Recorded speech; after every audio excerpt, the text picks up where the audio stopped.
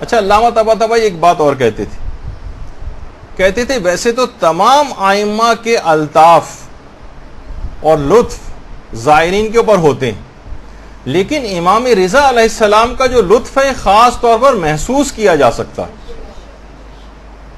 سب ائمہ کے روضوں کے اوپر جائیں گے، خاص طرح کا ایک الطاف اور کرم ان کا ہوگا اپنے زائر پر، کہہ رہے ہیں لیکن خاص طور پر امام رضا کا لطف و کرم زائر محسوس کر سکتا ہے۔ اور اتنے زیادہ امام رضا علیہ السلام اپنے زائرین پر اتنی خاص عنایت اور توجہ رکھتے ہیں، ذرا سی بھی تکلیف سے تڑپ جاتے ہیں زائر کو اگر کوئی تکلیف پہنچ جائے۔ آیت اللہ فقیہ سید حسین سبزواری یہ خاص کلید بردار حرم تھے، نماز جماعت بھی پڑھاتے تھے، اور نماز کے لیے جس وقت یہ ایک دن نکل رہے تھے تو زائرین کا بہت ہی زیادہ رش تھا، کوئی مخصوصی تھی، جگہ جگہ زائرین کھڑے ہو کے زیارتیں پڑھ رہے تھے۔ اچھا، وقت ہو گیا، اذان ہو گئی ہے، وقت نکلا جا رہا ہے، تیز رفتاری کے ساتھ جا رہے ہیں، لیکن رش کی وجہ سے اپنی جگہ تک پہنچ نہیں پا رہے تھے، رش کی وجہ سے رستہ نہیں مل پا رہا تھا۔ اچھا، تھوڑا سا بعض اوقات یہ ہوتا ہے کہ وہاں پر غصہ بھی آ جاتا ہے، زائرین پر تھوڑا سا غصہ کیا اور ہاتھوں سے ہٹا کر رستہ بنایا۔ فرماتے ہیں کہ اس دن نماز پڑھا کے جب میں گھر آیا اور سویا تو خواب میں امام رضا علیہ السلام کو دیکھا۔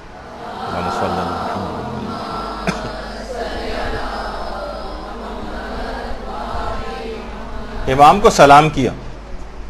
امام نے نہایت سرد مہری سے سلام کا جواب دیا، کوئی التفات ہی نہیں کیا، گویا جیسے چہرے کو رخ پھیر لیا۔ کہا کہ مولا مجھ سے کیا قصور ہو گیا ہے؟ کہا کہ تم نے میرے زائرین کو رنجیدہ کیا ہے، لہٰذا مجھے بھی رنجیدہ کر دیا۔ اب آیت اللہ سید حسین سبزواری سخت پشیمان ہوئے، تڑپ گئے، کہ کہا مولا کیا اب میں آپ کی خدمت کے لائق نہیں رہا؟ کلید بردار حرم تھے، نماز بھی پڑھاتے تھے، سمجھے چابیاں حرم کی ان کے پاس تھیں۔ کہا کہ نہیں، تم لائق ہو، اگر ایسا نہ ہوتا تو اتنے عرصے تک حرم کی کلید تمہارے سپرد نہ کی جاتی۔ تو ذرا سی تکلیف کے زائرین کو اپنے ہاتھوں سے ہٹا کر اور کچھ ہلکا سا غصہ کر کے، اور نماز کون سا اپنے کسی کام کے لیے جا رہے تھے، الگ سے نماز جماعت پڑھانی تھی، ایک ذمہ داری کے طور پر جا رہے تھے، لیکن یہ بھی امام کو پسند نہیں آیا کہ میرے زائر کے ساتھ اس طرح سے ان پہ ہلکے سے غصے کا بھی اظہار کیا جائے۔ اور یہ کسی کتاب کے اندر تو بات نہیں ہے، لیکن حرم مشہد کے جو مقامی علماء ہیں وہ یہ بات بتاتے ہیں کہ امام کا جو یہ سامنے گنبد نظر آ رہا ہے، اس پر ہر وقت پہلے کبوتر بیٹھے رہا کرتے تھے، تو حرم کی انتظامیہ نے سوچا کہ یہاں سے ان کبوتروں کو کسی طرح سے ہٹایا جائے، ان کی صفائی کرنا روزانہ ایک مشکل کام ہوتا تھا، تو کہا کوئی ایسا طریقہ کار یہاں پر کرتے ہیں، کوئی ایسی چیز کرتے ہیں جس سے یہ یہاں سے یہ بیٹھنے ہی نہ پائیں اور کبوتر یہاں سے چلے جائیں، سمجھے روضے کے اطراف میں بھی نہ آئیں۔ تو باقاعدہ حرم کے جو ذمہ دار تھے ان کے خواب میں امام رضا علیہ السلام آئے اور آ کر کہا کہ یہ پرندے بہت دور دور سے ہماری قبر کی زیارت کے لیے آتے ہیں، تو ان کو خود سے مت ہٹاؤ، اور اس کے بعد بالکل اس گنبد کے سامنے جو چشمہ شفا ہے وہاں پر، یہ جو ہے آپ کے سامنے جو اسی بالکل سامنے ہی ہے اس کے، یہاں پر پھر خود بخود کبوتروں نے اپنا ڈیرا بنا لیا،